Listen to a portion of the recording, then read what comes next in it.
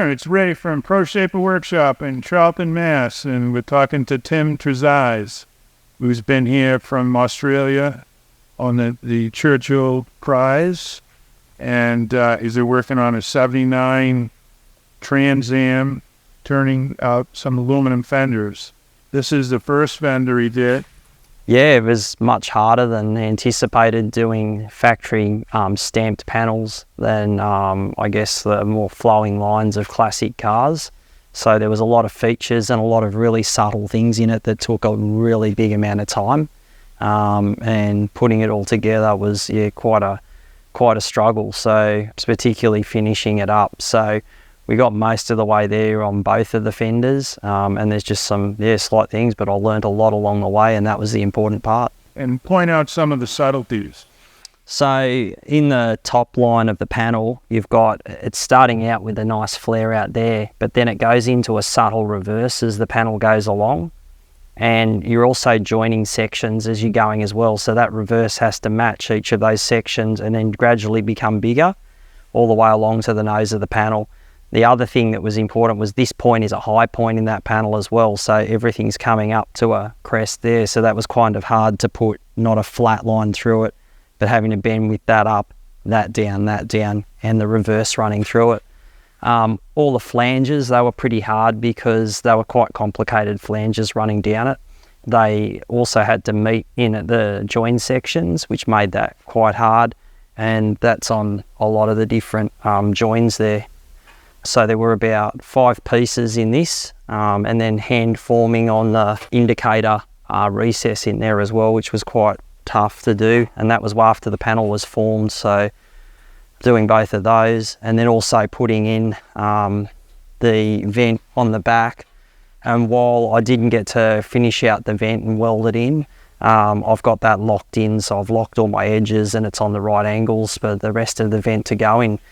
So there was quite a bit of shape that also went through this section here, and there is a kind of roll, a little bit of a reverse in through there at the top of it, and that sort of fades out. So there was a line there that faded out and a line there that faded out. So nothing was uniform, everything was very stylistic, and definitely quite a difficult panel to produce, but I got there in the end. And that's the important part. So got 2 of these out, and Beautiful job. And can you explain how you captured the information?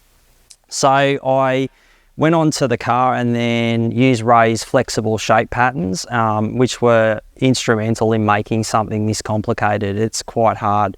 So the old way that I'd learnt previously was the brown paper, the butcher's paper and magnets, and like cutting or folding over for your shrinking and stretching. So that really wouldn't have made this panel. It would have been still quite difficult to do it that way with all the features and things that are going on in it and all the curves.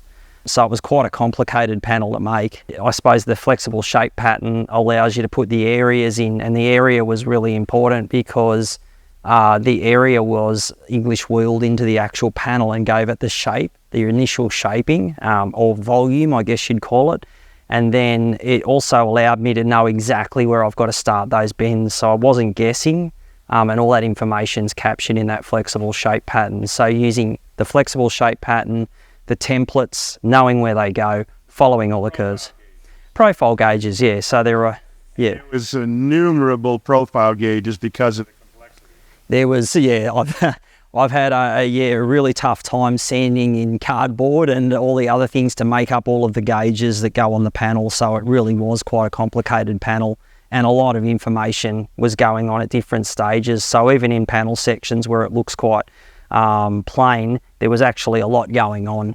So yeah, it made it quite difficult to make this panel, and without that information captured, it would have been even more difficult.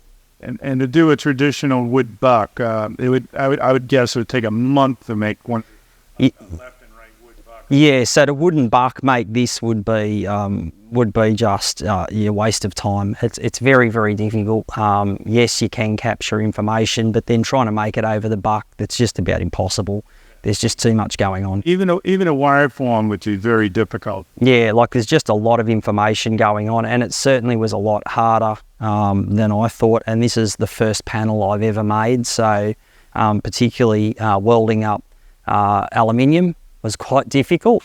And it's a medium that I do work in, but I wouldn't do a full panel like this or run welds that long. So learning that was a really key skill for me. And the amount of times you have to go back to the flexible shape pattern, back to the gauges and back to everything, even after welding, is quite incredible. So it all brings it together, but it was a great learning exercise, and yeah, I've learned a lot. Yeah, so I'd like to thank everybody, Ray in particular, for teaching me, and this is my, I guess, an advancement into coach work and learning more about restoration and making things from scratch, which has been absolutely brilliant. There's been a lot of people, Mark in the workshop here, Brian, Dane, all the other people that have helped me along the way. Also my friend Dan from Charlton Police. So it's been brilliant, and yeah, really enjoyed my time, and I've learnt an absolute lot, and I look forward to putting it into practice back in Australia. You feel confident now that when you go back to your shop, you'll be able to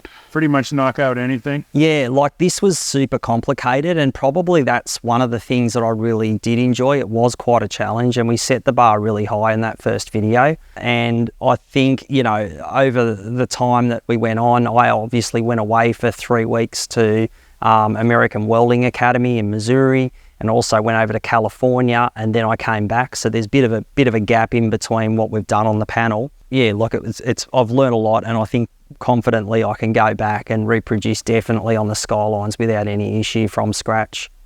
And that's a really key skill to have. So this will allow me to do that. And thank you everybody for following me with the Firebird. It's Tim from Pro Shaper Workshop in Charlton, Massachusetts. Thanks for coming, Tim. No problem. Thank you for having me.